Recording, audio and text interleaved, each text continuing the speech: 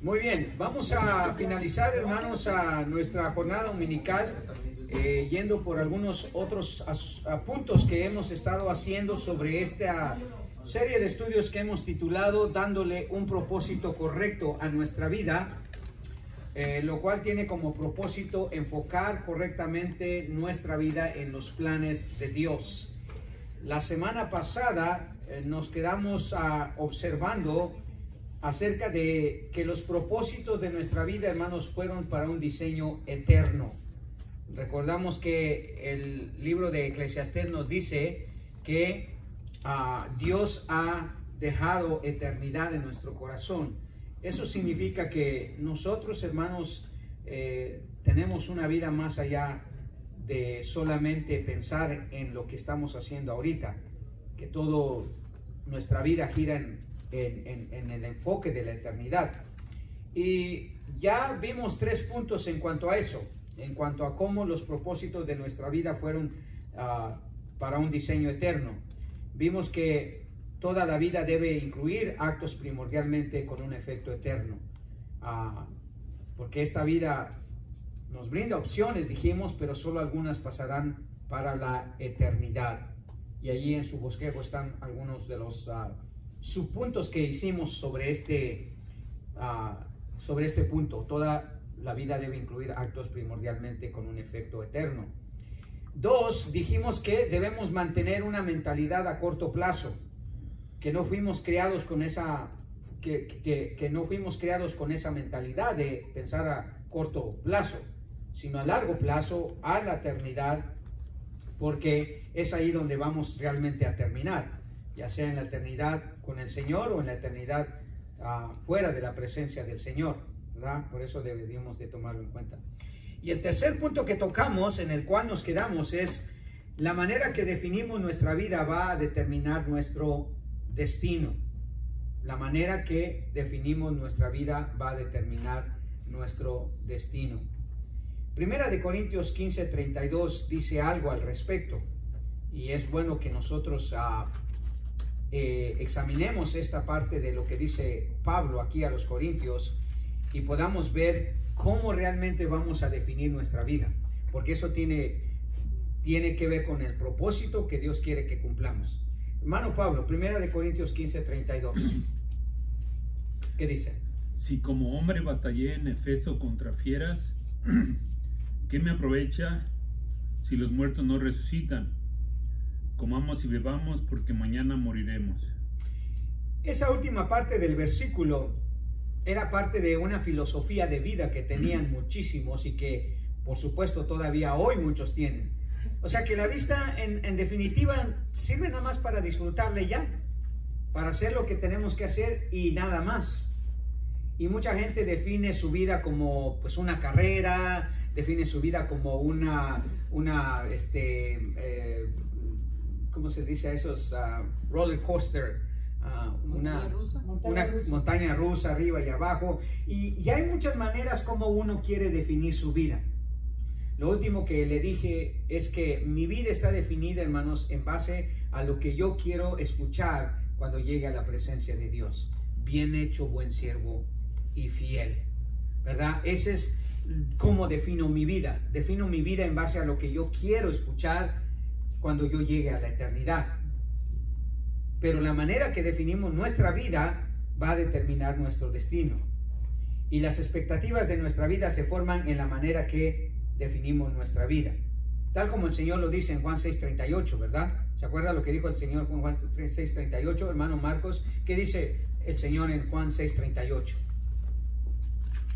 Juan 6:38. Note lo que dice el Señor. Esa es otra manera de cómo se puede definir nuestra vida, o una manera en que podemos definir nuestra vida. Y quizá esta es mucho más, en cierta manera, acertada, porque esta es una manera que Jesús definió su vida en relación a la eternidad y en relación a su relación con Dios. Hermano Marcos. Porque he descendido del cielo no para hacer mi voluntad, sino la voluntad del que me envió. Muy bien, entonces la pregunta es, ¿qué cree que definía la vida del Señor Jesucristo en base a lo que Él dice allí en Juan 6:38? ¿Qué es lo que definía su vida? Hacerlo de la voluntad del Padre. Sí, o sea, la obediencia. La obediencia a Dios es lo que definía su vida. ¿Cómo define usted su vida? ¿Qué define su vida? O sea, ¿en qué usted se basa para decir esto es lo que yo quiero hacer durante el tiempo que estoy aquí en vida? Que sé, porque he sido diseñado con un plan eterno que va a tener un efecto en la eternidad. ¿Cómo la defino? La defino como una base fundamental de la obediencia. La defino como una base fundamental en la fidelidad, como es mi caso, y le digo yo. Y en verdad, hermanos, o sea, al último, mi deber o mi anhelo primordial es de que yo pueda ser hallado fiel.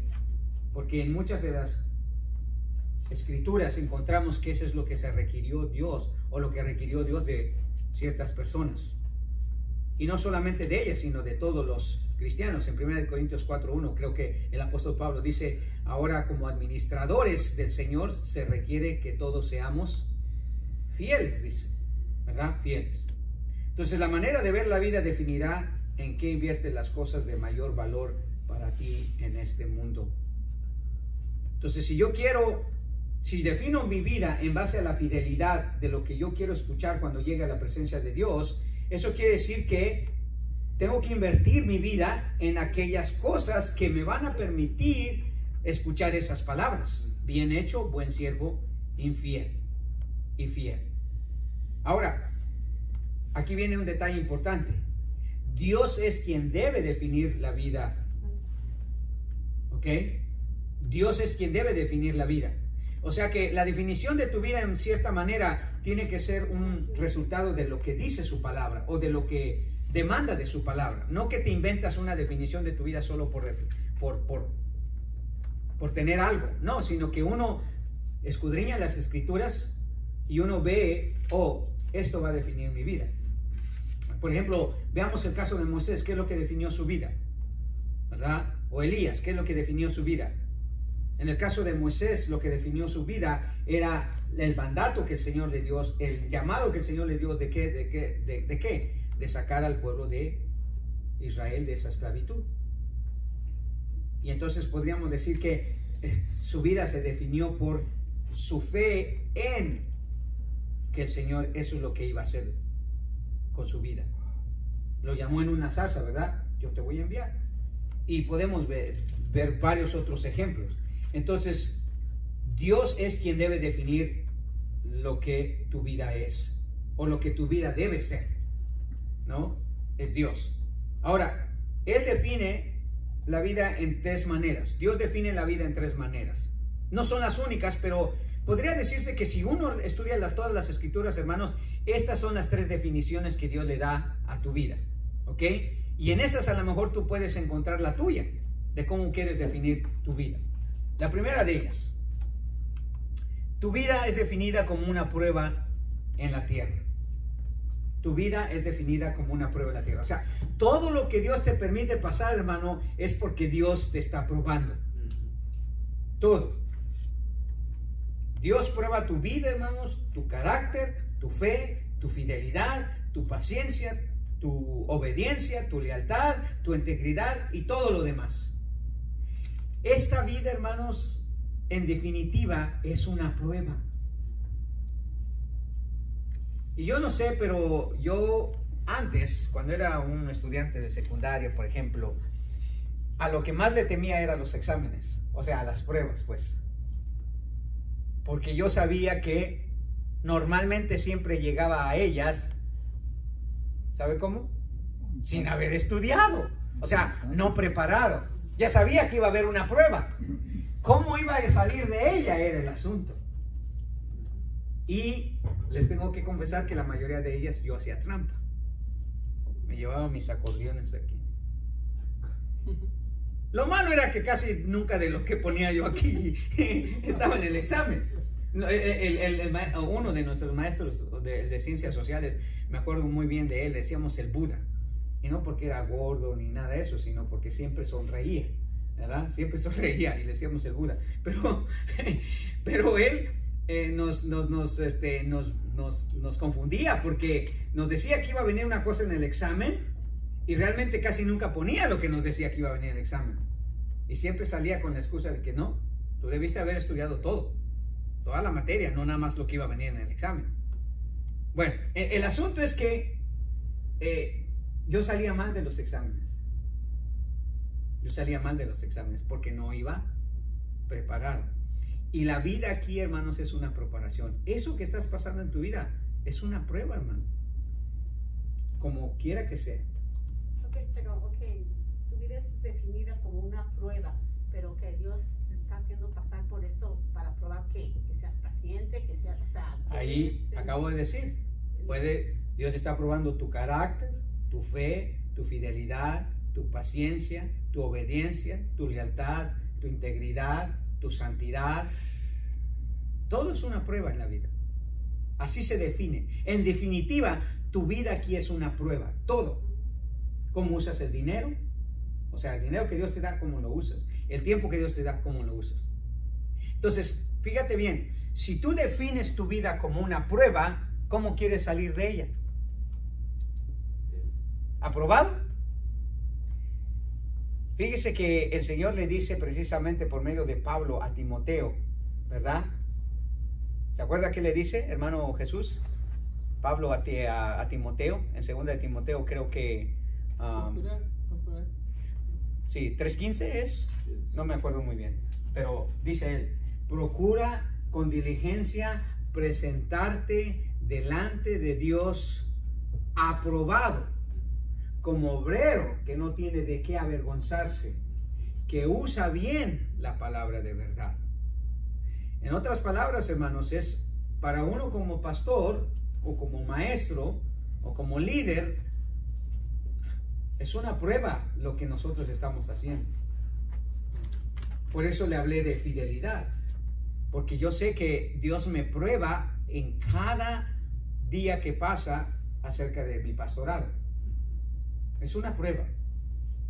Todo lo que poseemos es un préstamo que Dios nos da para observar cómo lo manejamos. Quiere que disfrutemos de lo que nos encarga, pero que no nos adueñemos de ello. Por eso quizá la parábola que más a mí me llama la atención, porque en definitiva eso es lo que el Señor espera. Cómo vas a salir de las cosas que Él te encarga que hagas, o que tengas, o que te da, como dice en Mateo capítulo 25, ¿verdad? Cuando Él relata la parábola de los talentos, ¿se acuerda? Que a uno le dio 10, a otro 5, o a uno 5, 3 y a uno 1. En el versículo 15 especialmente, si usted nota, hay algo interesante ahí. Mateo 25, 15, hermano Daniel, si lo tienes ahí, o si lo buscas, hermano, no lo lees. Mateo 25, 15, mira lo que dice. A uno dio 5 talentos, y a otro 2. Perdón, no, ese es el pasaje que quería que leyeras, perdón, todavía no. Es en Primera de Pedro 4, 12 y 13. Es un pasaje que vimos. Ya me estaba adelantando al otro punto, hermano. Perdón. ¿Pedro 4, 12? Primero de Pedro 4, 12 y 13.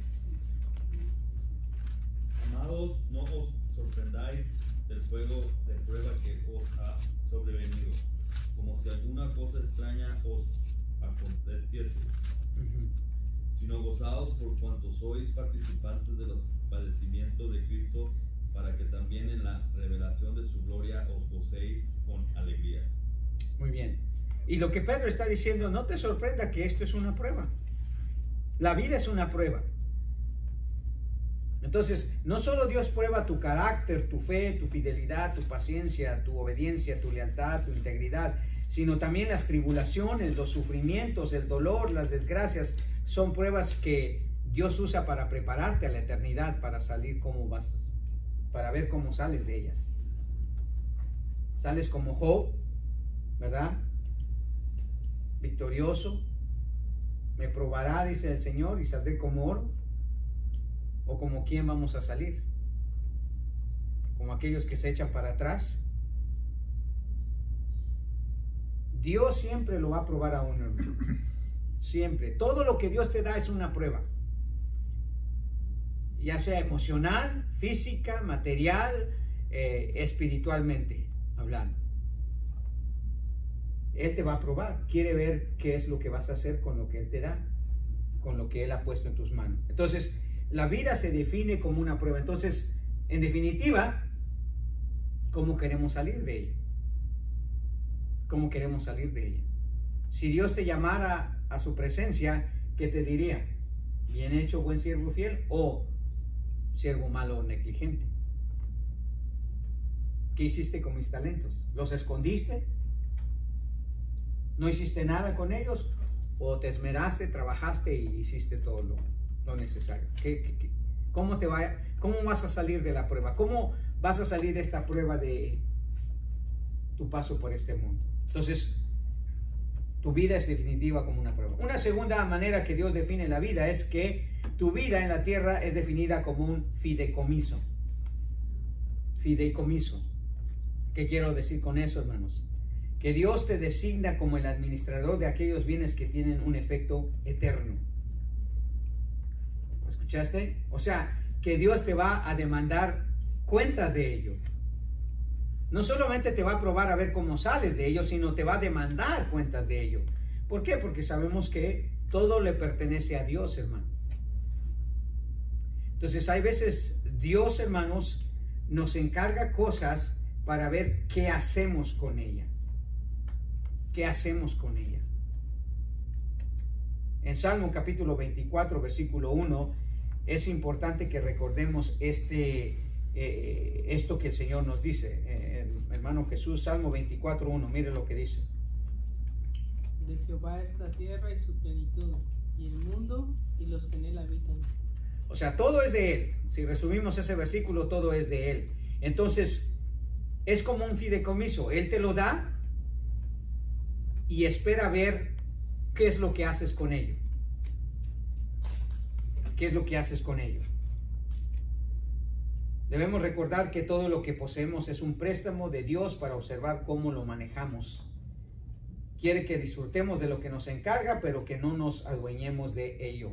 Ahora sí, Mateo 25, 15, hermano Pablo, Mateo 25, 15 y también el versículo 19. Hay una frase ahí interesante en esos dos versículos, es el pasaje que le estaba describiendo anteriormente, que estaba en este punto. Mateo 25, versículo 15 y luego el versículo 19. A uno dio 5 talentos, y a otro 2, y a otro 1, a cada uno conforme a su capacidad, y luego se fue lejos. Ok, versículo 19. Después de mucho tiempo vino el señor de aquellos siervos y arregló cuentas con ellos. Muy bien. En otras palabras, dice que la vida es como un fideicomiso. Dios le encargó a uno 5 talentos, a otro, ¿cuánto? ¿3? 2. 3, 2, 1. Y 1. Y dice, y después de algún tiempo vino e hizo cuentas con ellos. O sea, te encargué esto, ahora quiero que me traigas las cuentas, quiero que ver qué hiciste con ellos. Y ya sabemos la historia, ¿no? 2 hicieron muy bien, fueron buenos administradores, el otro no. Y ya sea que Dios nos dé bienes o dones espirituales o bienes materiales o habilidades, lo que sea, Él espera que un día nosotros seamos conscientes que tenemos que entregar cuentas. Hermano, algo que nos debe siempre de mantener en mente que tenemos que hacer con nuestra vida es saber que nada de lo que poseemos es nuestro, y entonces tenemos que saber que vamos a rendir cuentas de ello. Vamos a rendir cuentas de ello. O sea que somos responsables por lo que Dios nos da en esta tierra, porque nos los da para que lo disfrutemos, pero nunca quiere que nosotros pensemos que lo que tenemos es nuestro y entonces lo podamos hacer o usar como nosotros queremos, que es una tendencia muy normal de nosotros. Por eso la idea de mi dinero, mi casa, mi esto, mi aquello, no es enteramente bíblica, porque no es nuestro. Naturalmente es correcto, ¿no? Ni naturalmente es correcto, o espiritualmente no es correcto. Lo que se nos encarga conlleva una bendición y una responsabilidad, hermanos, y eso tendrá un efecto en la eternidad. Me decía a un hermano ayer que si pienso mucho en el caso del hermano Daniel, ahí se me fue su apellido. Daniel, ¿qué se llama? Bueno, ya me voy a acordar. Es el pastor amigo mío que le dije que se murió también de COVID. Tiene la misma edad que yo, obviamente estaba en el mismo pastorado que yo, y dije, y de vez en cuando me pregunto, antes me lo preguntaba más seguido, pero digo ahora de vez en cuando me pregunto, ¿por qué se lo llevó el Señor a él y no a mí? Porque le decía a este hermano, porque la verdad le digo, por lo que yo veía en él, si yo hubiera sido Dios, yo hubiera escogido a Manuel para llevarme y no a Daniel. Si yo hubiera sido Dios. Si hubiera escogido a quién llevarme, a Manuel o a Daniel, me hubiera llevado a Manuel. Porque pienso que él era un pastor más consagrado, más dedicado, por lo que yo veía en su vida. Y porque yo conozco mi propia vida, yo siempre diría, no, pues el hermano Daniel sería más útil para el Señor aquí. O mi hermano mismo. Pero pensando en el pastor Daniel, y le decía a este hermano, pero el hecho de que Dios me haya dejado con vida, hermano, me hace más responsable todavía. Porque al que mucho se le da, mucho se le demanda. Y si quiere decir que Dios me dio más vida a mí, y no sé cuánta más que a él, porque ya él no está, eso crea en mí una responsabilidad, hermano, porque pudo el Señor llevarme a mí. Entonces, el hecho de que el Señor me dé más siempre me hace más responsable. Porque la vida es como un fideicomiso, hermano. Van a pedirnos cuentas. Lo que tengo no es mío. Por eso se hace un fideicomiso, porque se le da a una persona lo que no es de él, solo para que lo administre. ¿No? En el ámbito financiero, los expertos en finanzas le dicen a usted que siempre debe de tener o un testamento o un fideicomiso. ¿Ok? O sea, un documento al cual usted le encarga a esta persona cosas que no son de él para que él las administre. Entonces, lo que Dios nos encarga, hermanos, conlleva una bendición, pero también una responsabilidad. Y es una responsabilidad que tendrá efectos en la eternidad. Porque esa parábola simplemente es un relato de lo que va a suceder en la eternidad. Otra vez, nos debería ser conscientes, hermanos, que, como dice el apóstol Pablo en 2 Corintios capítulo 5, ¿verdad? Porque es necesario que todos comparezcamos ante el tribunal de Cristo. ¿Para qué? El cristiano no va a ser juzgado, ¿o sí? ¿Sí? Sí va a ser juzgado, pero no para ser condenado, sino para responder por la responsabilidad de las cosas que le ha hecho. Por eso dice Pablo, porque es necesario que todos comparezcamos ante el tribunal de Cristo para que cada uno, dice, dé cuentas de lo que haya hecho estando en el cuerpo, sea bueno o sea malo. Conociendo pues el temor del Señor, dice, persuadimos a los hombres, pero a Dios le es manifiesto lo que hacemos o lo que somos, dice Pablo. Entonces, nuestra vida es un fideicomiso, hermano. ¿Cuánto tiempo nos dio de vida al Señor? Quiere decir que tenemos más responsabilidad. A veces uno dice, yo quisiera llegar hasta los 80, los 90, ¿verdad? Bueno, ten cuidado porque entre más el Señor te da, más te demanda. O yo quisiera ganar 5 o 10 mil dólares por mes. Bueno, hay que tener cuidado porque entre más Dios te da, más te va a demandar. Al que mucho se le da, mucho se le demandará. Oh, yo ya me salvé, pastor, porque a mí casi el Señor no me da nada. ¿Estás seguro? ¿Estás seguro? No creo.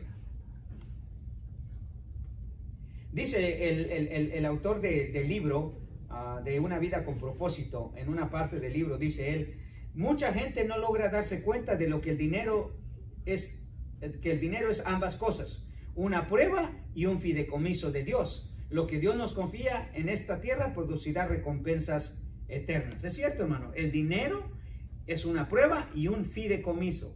O sea, Quiere ver cómo tú reaccionas al dinero y no solamente cómo reaccionas, sino qué haces con él. Como dice Lucas 12:48. ¿Te acuerdas lo que dijo el Señor en Lucas 12:48? Pues hay que leerlo pues para que sepa qué dijo. ¿Qué dice, hermana Catalina? 12:48 de Lucas. A los que los vean medio dormidos, a ustedes les voy a hacer que lean para que se les quite un poquito el sueño. Le estoy ayudando, le estoy ayudando. No se crea, hermano. Yo si estuviera ahí sentado también tal vez me estuviera durmiendo. Aquí no, ni modo que me duerma, hermano, si no puedo. ¿Verdad? Hermano Marcos, imagínese. Le digo que nosotros teníamos una maestra de inglés, una ancianita, hermanos, y nosotros éramos unos diablos los estudiantes, porque llegaba, empezaba a estar lista y todo lo que hacíamos era y se dormía la maestra, se dormía. Era increíble, pero se dormía. Entonces ya nosotros, ya dormida ella, pues no hablábamos, no hacíamos un desorden total, pero pues no teníamos la clase, o al menos varios minutos, hasta que de pronto se despertaba y todo eso. Pero ¿qué dice Lucas 12:48? Dice, mas el que sin conocerla hizo cosas dignas de azotes, será azotado poco, porque a todo aquel quien se haya dado mucho, mucho se le demandará, y al que mucho se le haya confiado, más se le pedirá. Y si usted lee, el contexto de ese es cuando que dice que el Señor le confía a un siervo su casa y todos sus bienes y todo eso, y se va lejos, y este siervo, en vez de cuidar de los bienes, el Señor dice, empieza a golpear a los consiervos, a tomar, a embriagarse y todo eso. O sea, en esas épocas, hermano, que un amo te dejara encargado de todo. Tú eras un esclavo sin derechos, sin nada, que te dejara encargado de todo lo que él tenía, de su servidumbre, de sus bienes materiales, de su casa y todo eso. O sea, era una gran responsabilidad, es un gran privilegio, hermano. Pero dice, sí es. Literalmente de azotes. Sí, porque así era como castigaban a los esclavos. Y claro, está hablando de azotes literales, pero es una parábola que habla acerca de que, hermanos, el Señor nos da, o sea, un encargo enorme. El Evangelio, hermanos, es visto como un tesoro. O sea que ya con eso el Señor nos dice, estoy poniendo en tus manos un tesoro invaluable, un tesoro que da vida eterna. ¿Qué medicamento, hermanos? ¿Qué cosa en este mundo puede dar vida eterna? El Evangelio, sí. Entonces eso es lo que Dios ha puesto en sus manos. ¿Qué está haciendo con ese tesoro? ¿A quién se los está compartiendo? Muy importante eso. Por último, Dios define tu vida como una asignación temporal. Esto me gusta, hermanos, quizá porque es muy importante eso. Nunca debes olvidar que la vida comparada con la eternidad es extremadamente breve y que la tierra es tan solo una residencia temporal. Eso es lo que lograron los autores bíblicos, digo, varios de los autores bíblicos cuando escribieron, hermano, lo que para otros significó su vida. Definieron su vida en una asignación temporal. Por eso la aceptaron y por eso la llevaron a cabo. Porque sabían que esto era temporal, pero que era una asignación de parte del Señor. Tal como dice Hebreos 11, versículo 13 al 16. Hermana Mayra, si lo puede leer, Hebreos 11, 13 al 16. ¿Tienes ese texto en sus bosquejos? No, ¿verdad? No, ok. Hebreos 11, 13 al 16. Conforme a la fe murieron todos sin haber recibido lo prometido, sino mirando de lejos y creyendo y saludándolo y confesando que eran extranjeros y peregrinos sobre la tierra. Porque los que esto dicen claramente dan a entender que buscan una patria.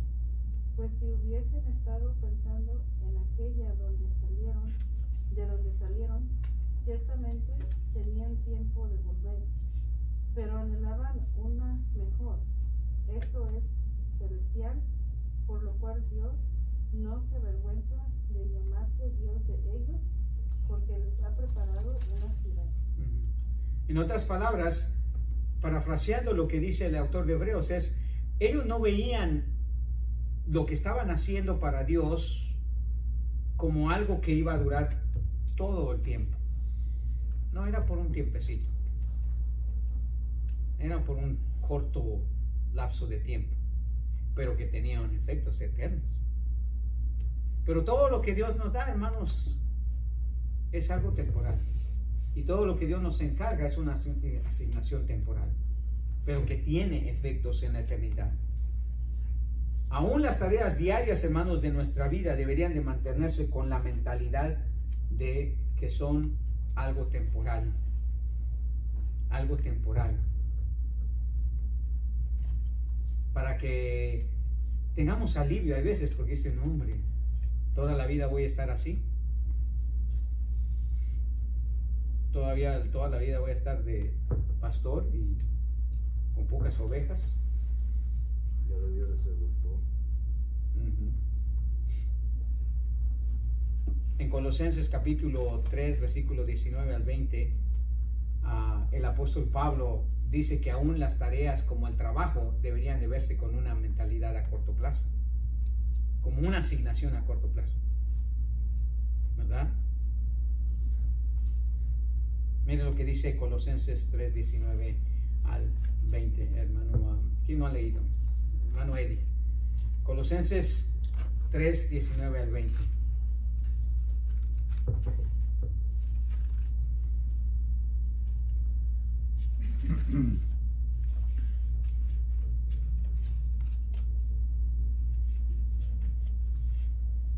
Colosenses 3, 19 al 20.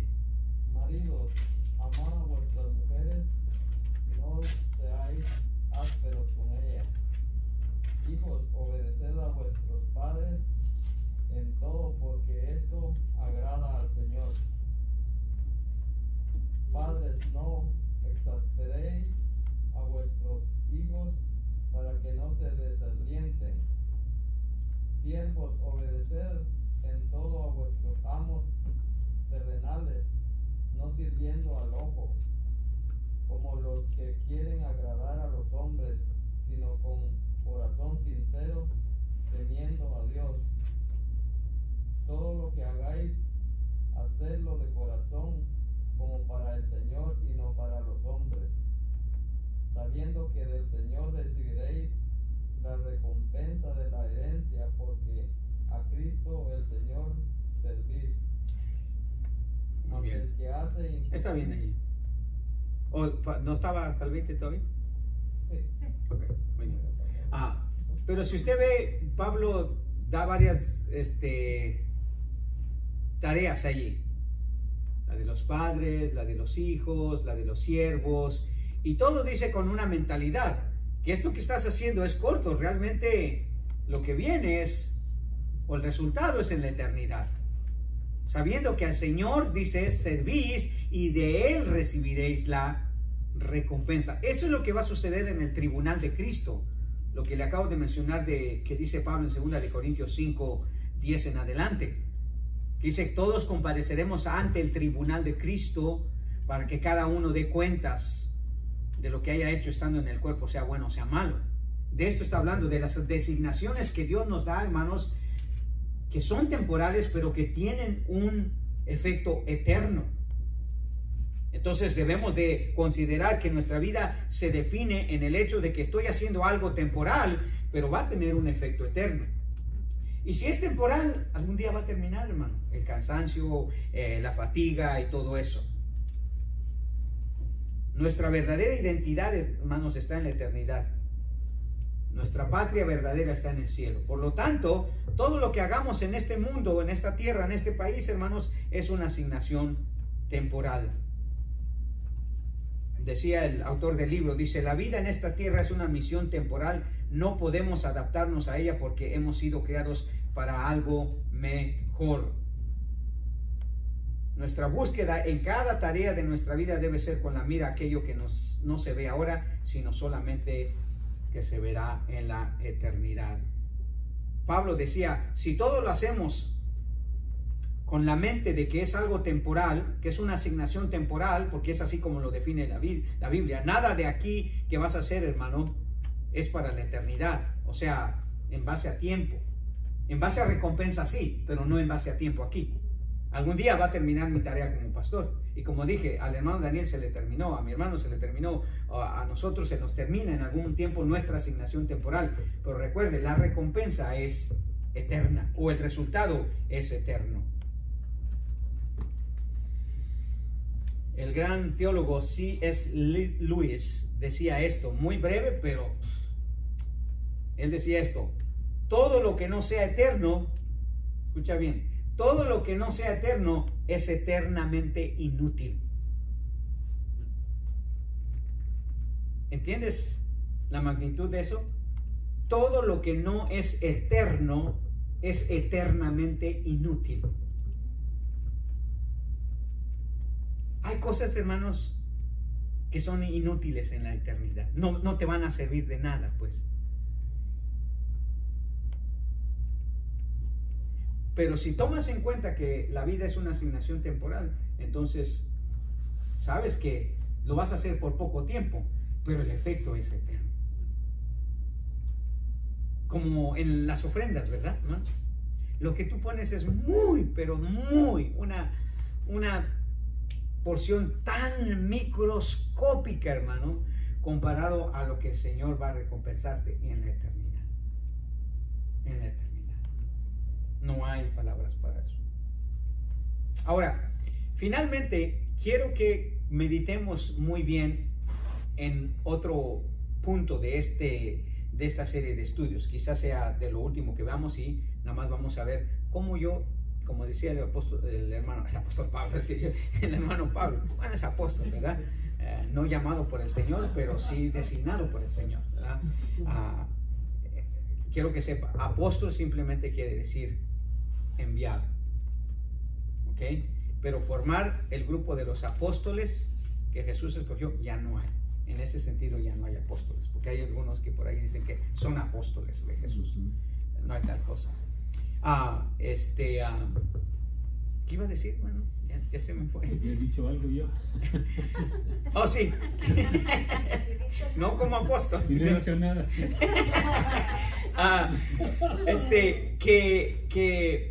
Que usted decía, bueno, todo lo que vamos a ver es algo general.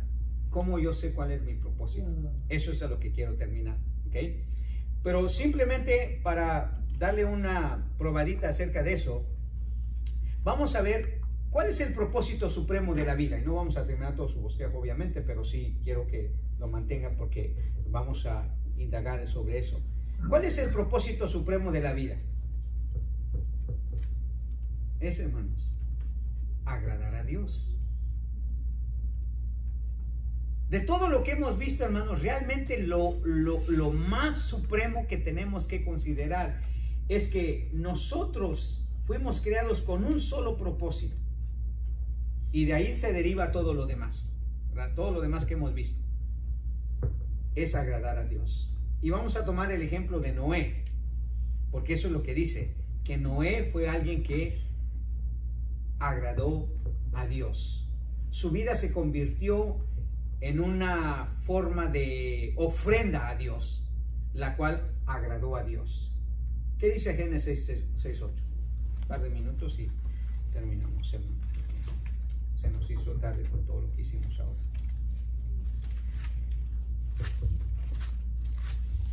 Como le decían al pastor MacArthur, con usted todo se nos hace tarde. ¿Qué dice Génesis 6:8, hermano Aristeo? Rapiditamente. 6:8 dice: pero Noé halló gracia ante los ojos de Jehová. En un simple versículo, pero claro, la vida de Noé tiene muchas facetas, ¿verdad? Pero en un simple versículo, Dios dice que Noé halló favor, dice en otras versiones. Noé halló, Noé agradó a Dios. Complació a Dios. Todos esos son sinónimos: agradar, complacer, honrar, exaltar, hallar gracia, hallar favor. Todos esos son sinónimos de lo que Noé hizo. Y ese es el propósito supremo de nuestra vida, hermano. Allí parte, porque lo demás que vamos a ver, hermano Pablo, simplemente es ya algo muy personal. ¿Cómo yo voy a saber cuál es el propósito de mi vida, específicamente mío? Generalmente hablando, el propósito supremo de nuestra vida es agradar a Dios. Y solo una cosa más para que podamos ver. La vida, hermanos, fundamentalmente solo tiene una decisión personal: agradar a Dios por sobre todas las cosas y sobre todas las personas. Terminamos. ¿Qué dice Gálatas 1:10? La vida fundamentalmente solo tiene una decisión personal. A ver, ¿quién no ha leído? ¿Quién no ha leído? Shomar. ¿Qué dice Gálatas 1:10? No hay quizá hombre más usado por el Señor que el apóstol Pablo en el Nuevo Testamento. Y creo que es bueno que veamos qué tipo de propósito tenía Pablo en su vida. Que era un propósito supremo, no era cualquier tipo de propósito. Xiomara, 1:10. Pues, ¿buscó ahora el favor de los hombres o el de Dios? ¿O trató de agradar a los hombres? Pues si todavía agradará a los hombres, no sería siervo de Cristo. Ahora, recuerde que Pablo está usando dos preguntas retóricas allí, ¿verdad? Busco ahora, ¿qué dice? Busco ahora agradar El favor de los hombres. el favor de los hombres, perdón, o el agradar a los hombres O el de Dios. o el de Dios. Y esa es la pregunta final que nos debemos de hacer, hermano. En todo lo que hacemos es, ¿a quién estamos tratando de agradar?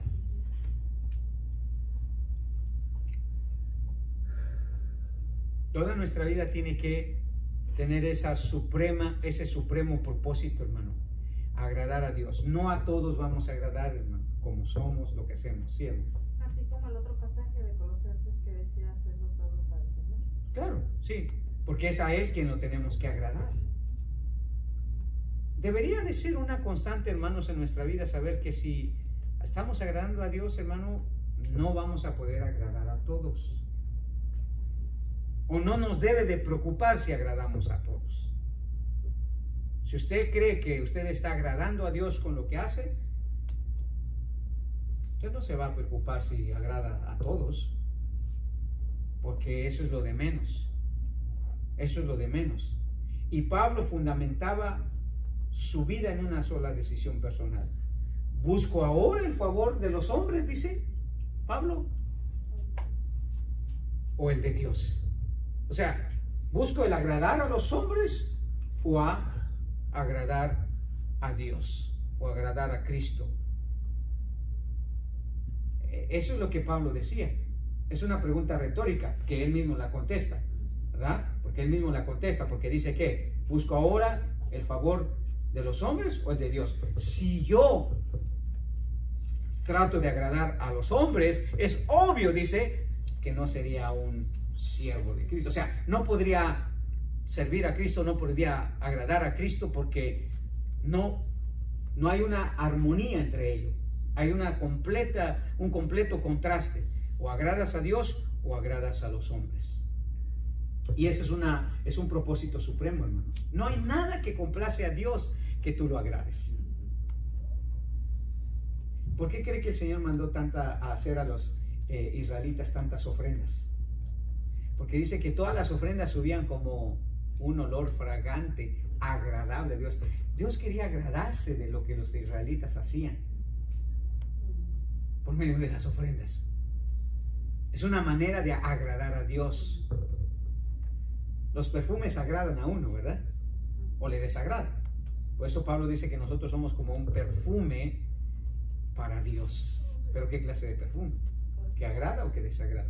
No, yo sé que sí es algo muy bonito, porque uno como padre, bueno, yo como madre, es algo bonito recibir ese tipo, o sea, de sus hijos, que lo agraden a uno. Entonces Dios, me imagino que eso es lo que siente de uno, porque que sus hijos lo agraden. Definitivamente.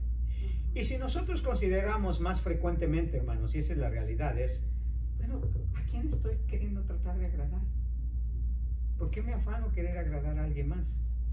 Como dije, mucha de la gente define su vida en base a su popularidad. y hacen y buscan todo para ser popular con todos y no decir nada que ofenda, que contradiga y todo eso. Entonces tratan de agradar a la gente. Pero Pablo dice, mi meta suprema es agradar a Dios, agradar a Cristo. Porque si hago lo contrario, no puedo. El apóstol Pablo, al comenzar la segunda sección de Romanos, capítulo 12, que es la segunda sección de Romanos, el primer versículo dice que figura nuestra vida como una ofrenda, ¿verdad? Como una ofrenda, tal como lo decían los israelitas. ¿Para qué se hacían las ofrendas? Para agradar a Dios, porque Dios se agradaba de ellas. Y Pablo nos hace un llamado, ¿verdad? Precisamente a eso, que la meta suprema sea que nuestra vida agrade a Dios. Os ruego, hermanos, por la misericordia de Dios, que presentéis vuestros cuerpos, dice, en sacrificio santo y agradable a Dios, que es vuestro culto, o que debería de ser su culto racional, o sea, algo constante de tu vida, agradar a Dios. Que todo lo que haces sea como una ofrenda a Dios, que de ti salga una ofrenda agradable a Dios.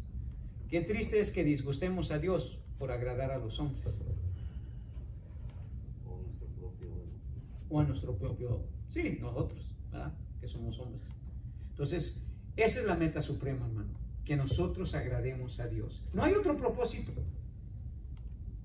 Y hay formas en que ese agradable a Dios se manifiesta en nuestra vida, o debe de manifestarse en nuestra vida.